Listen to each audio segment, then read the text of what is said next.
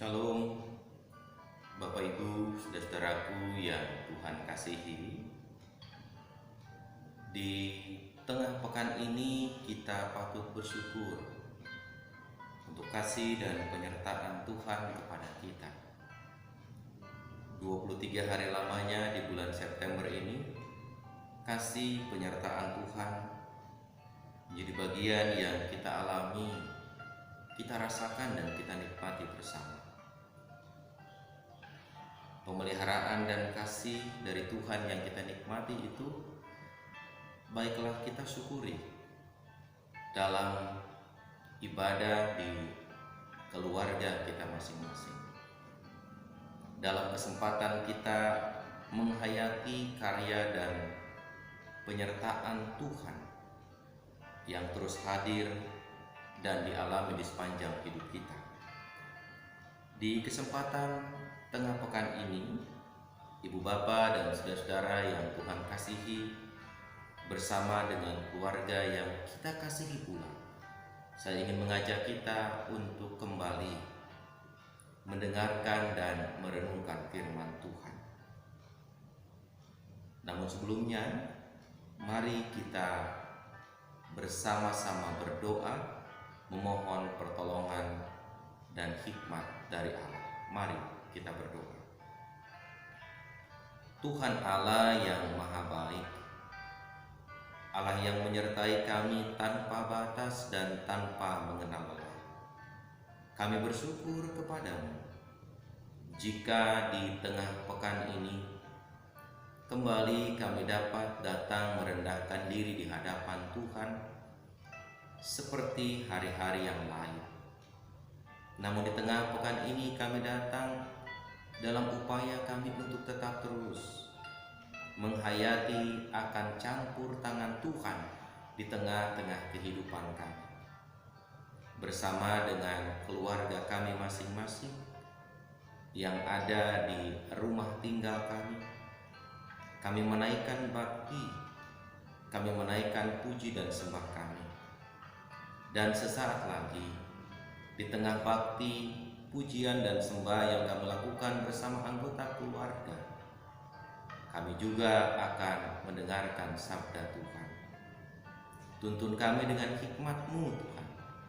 Bimbing kami dengan kuasa Roh Kudus, agar firman yang disampaikan dapat sungguh-sungguh kami hayati dan hidupi dengan benar dalam perjalanan kami di tengah dunia ini, sehingga hidup kami pada akhirnya terus terpelihara dan tertuntun dalam kebenaran firman Tuhan. Berkati juga hamba-Mu Tuhan yang akan menyampaikan berita sabda-Mu itu kepada kami, supaya hamba-Mu juga dapat menyampaikannya seturut dan sesuai kehendak-Mu. Ini doa kami, ini permohonan kami, dan ini syukur kami yang kami bawa, kami naikkan di dalam nama Tuhan kami Yesus Kristus. Haleluya. Amin. Bapak Ibu yang Tuhan kasihi, mari kita membuka kesaksian surat Paulus kepada jemaat di Filipi. Dalam Filipi pasal 1, kita akan membaca mulai ayat 21 hingga ayat yang ke-30, sebagaimana yang menjadi agenda dari pembacaan Alkitab Kebaktian Rumah Tangga Gereja Kristen Pasundan. Filipi pasal 1 ayat 21 hingga ayat yang ke-30. Alkitab saya halaman 321 Perjanjian Baru. Baik, jika Bapak Ibu, saudara-saudara sudah menemukannya, saya akan membacakan bagian ini untuk kita sekalian. Firman Tuhan disampaikan dalam Filipi 1 ayat 21 hingga 30 demikian. Karena bagiku hidup adalah Kristus dan mati adalah keuntungan. Tetapi jika aku harus hidup di dunia ini, itu berarti bagiku bekerja memberi buah. Jadi mana yang harus kupilih? Aku tidak tahu. Aku didesak dari dua pihak. Aku ingin pergi dan diam bersama-sama dengan Kristus. Itu memang jauh lebih baik. Tetapi lebih perlu untuk tinggal di dunia ini karena kamu. Dan dalam keyakinan ini, taulah aku akan tinggal dan akan bersama-sama lagi dengan kamu sekalian, supaya kamu makin maju dan bersuka cita dalam iman, sehingga kemegahanmu dalam Kristus Yesus makin bertambah karena aku, apabila aku kembali kepada kamu. Hanya hendaklah hidupmu berpadanan dengan Injil Kristus, supaya apabila aku datang, aku melihat, dan apabila aku tidak datang, aku mendengar, bahwa kamu teguh berdiri dalam satu roh, dan sehati sejiwa berjuang untuk iman yang timbul dari berita Injil, dengan tiada digentarkan sedikit pun oleh lawanmu. Bagi mereka semuanya itu adalah tanda kebinasaan, tetapi bagi kamu tanda keselamatan, dan itu datangnya dari Allah. Sebab kepada kamu dikaruniakan bukan saja untuk percaya kepada Kristus, melainkan juga untuk menderita untuk Dia, dalam pergumulan yang sama seperti yang dahulu kamu lihat padaku dan yang sekarang kamu dengar tentang aku. Demikian, Ibu Bapa, saudara-saudaraku yang Tuhan kasihi, firman Tuhan yang berkenan menjumpai kita di tengah pekan hari ini. Maka yang berbahagia adalah kita yang mendengarkannya, memelihara serta melakukannya dalam hidup kita dari hari ke hari. Terpujilah nama Tuhan. Bapak, Ibu, dan saudara-saudara yang Tuhan kasihi, setiap orang di tengah kehidupan yang dijalaninya seperti sekarang ini, pasti ia punya tujuan. Sama seperti ketika Bapak, Ibu, dan saya bekerja, maka apa yang mendorong kita bekerja? Karena ada tujuan yang ingin kita raih. Saya bekerja, tujuannya saya punya uang. Dengan uang itu saya bisa menabung. Dengan saya menabung, saya punya uang yang cukup, lalu saya beli rumah, beli ini dan beli itu. Ada tujuannya. Saya melakukan ini, Bapak Ibu melakukan itu, pasti ada yang menjadi penggerak di balik apa yang kita lakukan, yakni tujuan. Jika saya tanya kepada Bapak Ibu dan saudara-saudara sekalian, apa yang menjadi tujuan hidup Bapak Brani? Semua orang, bahkan setiap orang di antara kita pasti akan punya jawaban yang berbeda. Semua jawaban yang berbeda itu tidak sama, tetapi jawaban yang berbeda itu mencerminkan bahwa itulah tujuan hidupnya.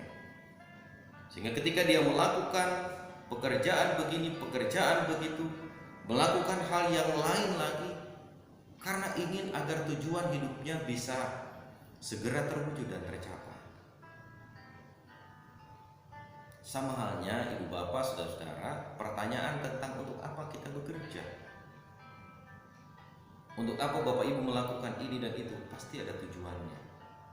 Ini pertanyaan yang sama saya ajukan kembali kepada Bapak Ibu dan saudara-saudara. Untuk apa Bapak Ibu menjadi orang Kristen? Apa tujuannya Bapak Ibu menjadi seorang yang percaya kepada Yesus? Maka jawaban kita tentang mengapa saya memilih menjadi Kristen, mengapa saya pergi ke gereja, mengapa saya mendengarkan firman Tuhan, ada tujuannya. Tujuan itu tentu saja bagian yang ingin diraih dan dicapai oleh kita. Dan karena itu Ibu Bapak saudara-saudara yang Tuhan kasihi, ketika kita punya tujuan, maka saya yakin, saya percaya kita tidak akan pernah berhenti melakukan banyak hal. Kita tidak akan pernah berhenti melakukan aktivitas Kita tidak akan pernah berhenti bekerja, berusaha sebelum tujuan itu tercapai. Kita berhenti kecuali kita sakit, kecuali ada apa-apa dengan kita, baru kita berhenti bekerja.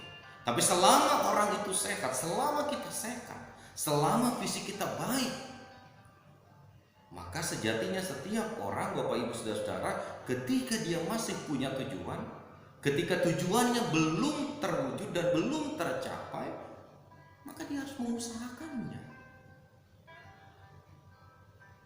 Hemat saya, saudara-saudara, Bapak Ibu yang Tuhan kasihi, kita ingin mencapai sesuatu, kita ingin sampai ke tujuan tertentu, tetapi kita tidak mau bergerak. Rasanya itu mustahil. Ibarat seorang ibu, hari ini dia ingin masak sop daging atau sop tulang untuk keluarganya. Tetapi si ibu tidak berani keluar dari rumah, tidak berani meninggalkan rumah dan pergi ke pasar atau pergi ke swalayan, maka tujuannya itu hanya akan sia-sia. Tetapi jika tujuannya itu betul-betul ingin diwujudkan, ingin tercapai, ingin dinyatakan dalam kehidupannya, bahkan ingin menjadi bagian yang nyata dalam hidupnya, maka si ibu harus berani keluar.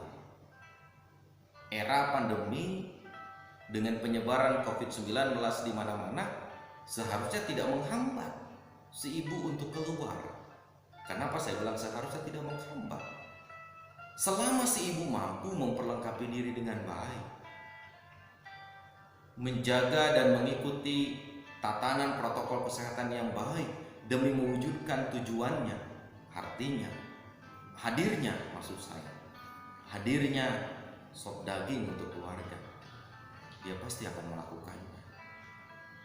Karena itu, saudara-saudara, Bapak Ibu dan saudariku yang Tuhan kasihi, sebuah tujuan akan memotivasi kita, akan menggerakkan kita untuk berusaha semaksimal mungkin, seoptimal mungkin agar tujuan itu dapat tercapai. Itulah yang juga disampaikan oleh Paulus dalam suratnya kepada jemaat di Filipi. Paulus menyampaikan surat ini bukan dalam situasi yang menyenangkan, bukan dalam situasi sebagai orang yang berada dalam kebebasan yang penuh. Paulus menyampaikan pesan ini kepada jemaat di Filipi justru ketika dirinya sedang berada dalam situasi yang dalam tanda petik saya katakan tidak enak, tidak menyenangkan, tidak leluasa. Kenapa? Karena surat ini dituliskan oleh Paulus, kesaksian ini disampaikan oleh Paulus ketika Paulus tengah berada dalam penjara. Penjara bukan tempat yang enak, penjara bukan tempat yang menyenangkan, penjara bukan tempat yang bebas dan leluasa. Tetapi surat ini disampaikan oleh Paulus untuk memotivasi, untuk mendukung dan mensupport saudara-saudara di Filipi. Khususnya adalah dalam rangka mempertahankan, dalam rangka menjaga kehidupan beriman mereka kepada Kristus. Pesan yang disampaikan Paulus sungguh kuat dan sungguh menarik. Start dari ayat 21, Paulus berkata, "Karena bagiku hidup adalah Kristus dan mati adalah keuntungan." Artinya, Bapak Ibu dan saudara-saudara yang Tuhan kasihi, upaya memotivasi jemaat di Filipi agar tetap teguh berpegang pada iman yang telah menjadi pilihan hidup mereka di dalam Kristus, maka Paulus mencoba start untuk menasihati jemaat di Filipi dengan berkata, ingat tujuan hidupmu apa? Ingat tujuan hidup saudara apa? Kalau boleh saya bahasakan demikian.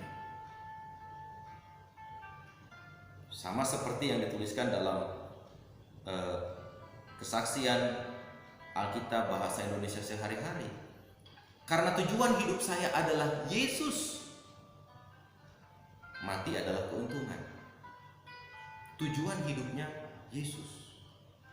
Artinya Bapak Ibu Saudara-saudara, ketika tujuan hidup kita adalah Yesus, tujuan utama kita adalah Allah di dalam Yesus, maka apapun yang kita lakukan, apapun yang kita upayakan, apapun yang pada akhirnya mendorong kita untuk melakukan tugas dan aktivitas kita di hari ini, maka tujuannya, muaranya adalah untuk Yesus.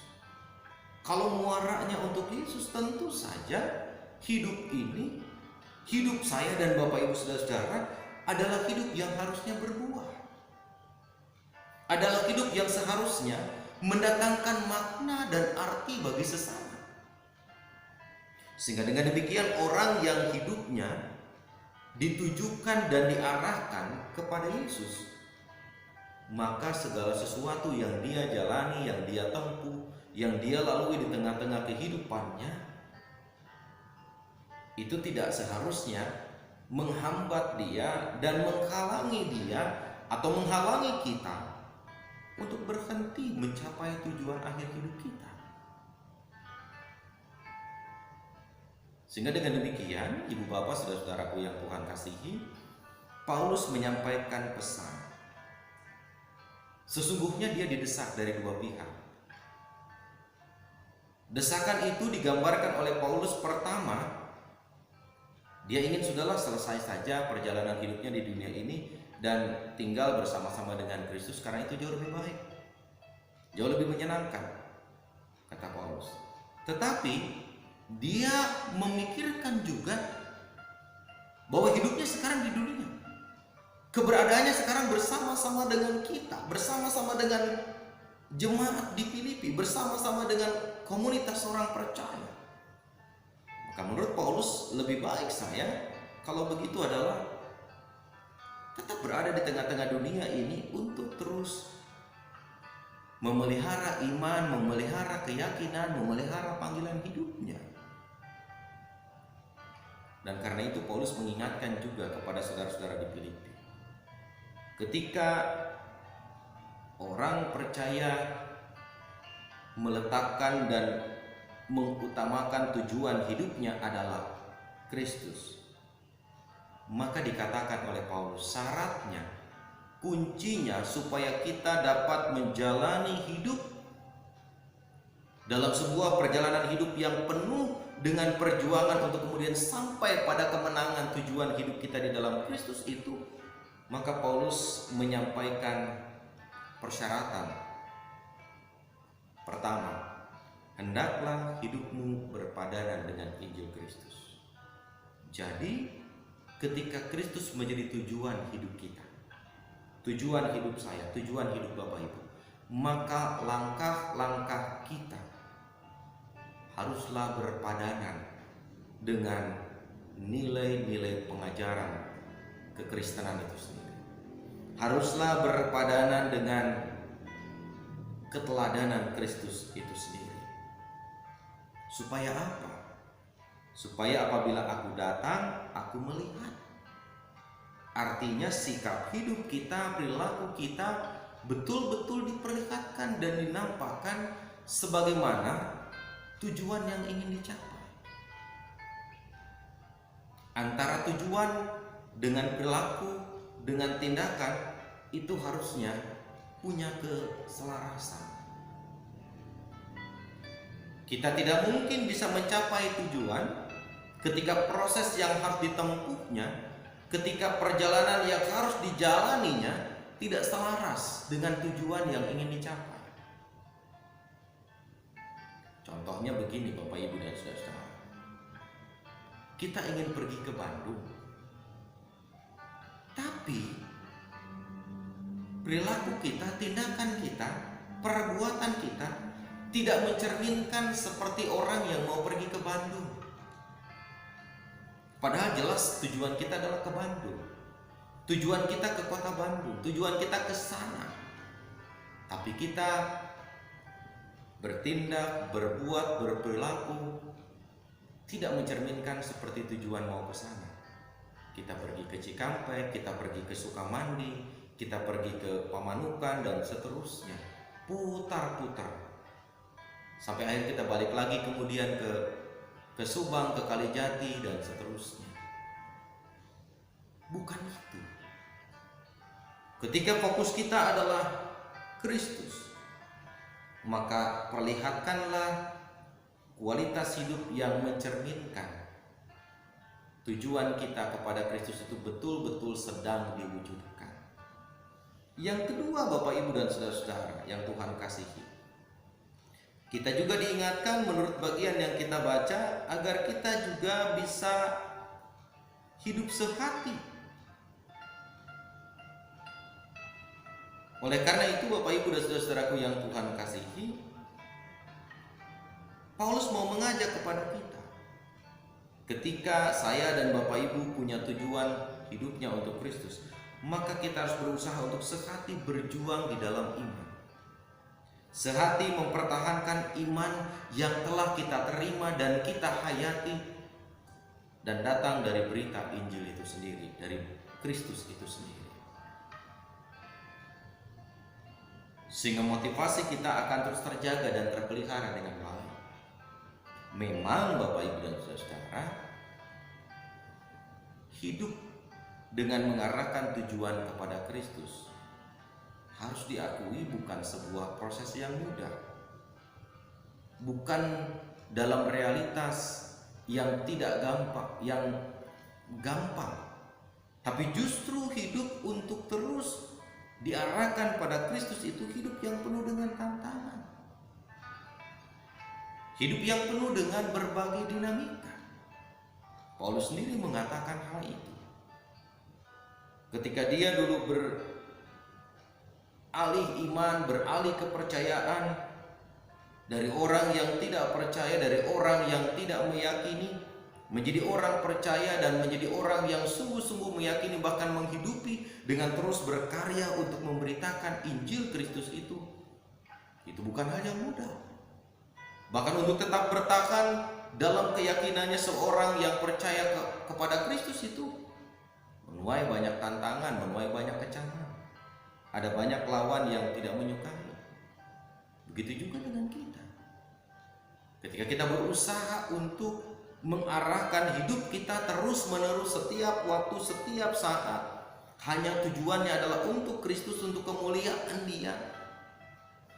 Sebagai orang percaya, Bapak Ibu dan saudara-saudara, dinamika yang kita jumpai tidak jarang membuat kita berada pada pergumulan, pada kesukaran, pada tekanan, yang bisa jadi itu melahirkan banyak pertanyaan. Kenapa ketika hidup saya diarahkan dan ditujukan kepada Kristus, tantangannya luar biasa banyak, pergumulannya tak pernah berhenti, pergumulannya bertubi-tubi, setiap waktu, setiap saat datang dan kita jumpai. Nah, Bapak Ibu saudara-saudaraku yang Tuhan kasihi, hari ini kita diingatkan kembali betapapun itu penuh dengan tantangan, betapapun perjalanan hidup kita untuk terus percaya dan mengarahkan hidup kepada Kristus itu bukan hal yang mudah, bukan hal yang gampang untuk diwujudkan dan dilakukan. Tetapi kita tentu diingatkan, jika tujuan hidup kita adalah Kristus, jika tujuan hidup kita adalah Allah di dalam Dia, maka lakukanlah apa yang baik, yang berkenan kepada Allah, dan selaras dengan kehendak Allah itu sendiri. Kita percaya bahwa ketika kita dapat melakukan semua itu dengan baik, menjadikan perjumpaan dengan Kristus sebagai prioritas untuk kita wujudkan dan kita nyatakan di tengah-tengah perjalanan hidup kita, maka kita percaya Bapak Ibu dan saudara-saudara, Allah akan menolong, Allah akan memampukan kita untuk dapat menjalani dan melewati hari-hari hidup kita dengan baik dalam tuntunan dan penyertaan kasih Tuhan. Oleh karena itu, bila tujuan hidup kita adalah Kristus, maka arahkanlah seluruh perhatian, seluruh fokus kita untuk turut bersama-sama melangkah dengan Kristus. Melangkah dengan Kristus bukan hanya melangkah dengan harapan, tetapi dikatakan dalam bagian yang kita baca, memang ketika kita memilih untuk percaya kepada Kristus, maka kita bukan hanya percaya, tapi juga untuk belajar ikut menderita bersama-sama dengan Dia. Untuk belajar bersama-sama ikut merasakan apa yang Allah rasakan di tengah perjalanan hidup kita. Dan hari ini tujuan hidup itu ingin mengarahkan kepada kita. Di tengah situasi pandemi yang menyekitari kita, saudara-saudaraku yang Tuhan kasihi, tentu saja kita percaya dan kita yakin bahwa Allah di dalam Kristus telah mengajar kita, telah mendidik kita untuk melakukan apa yang berkenan kepada Allah. Sama seperti Paulus, dia mendedikasikan hidupnya untuk kemuliaan Kristus. Dia mendedikasikan hidupnya untuk mengarahkan fokus dan tujuannya hanya kepada Kristus. Karena itu Paulus melakukan apa yang juga Allah teladankan di sepanjang perjalanan hidupnya. Maka demikian pula dengan kita. Hidup yang diarahkan untuk Kristus atau yang diarahkan kepada Kristus, maka berarti di dalam segala karya yang kita buat dan kita lakukan, di situ kita harus menyaksikan Kristus menjadi bagian yang hadir. Ketika Kristus nyata lewat karya, pekerjaan, pelayanan, bahkan kontribusi kita dalam berbagai bentuknya di tengah-tengah perjalanan hidup ini, maka itulah yang sesungguhnya Allah kehendaki untuk kita lakukan. Secara konkret, setiap orang percaya dipanggil untuk melakukan karya yang nyata, perbuatan yang indah dalam pelayanan kepada sesama, dalam kehadiran kita kepada sesama, seperti Kristus menghadirkan dirinya untuk setiap orang. Maka demikian pula kita. Ketika tujuan hidup kita adalah Kristus, maka lakukanlah apa yang telah Kristus lakukan di tengah-tengah perjalanan hidup kita, untuk kemudian kita dasarkan semua itu bagi kebesaran dan kemuliaan Allah. Maka Allah yang menjadi tujuan hidup kita akan terus menyertai, akan terus memberkati dan mengaruniakan kita hikmat serta kemampuan untuk memelihara tujuan hidup yang indah itu sampai kepada Maranatha.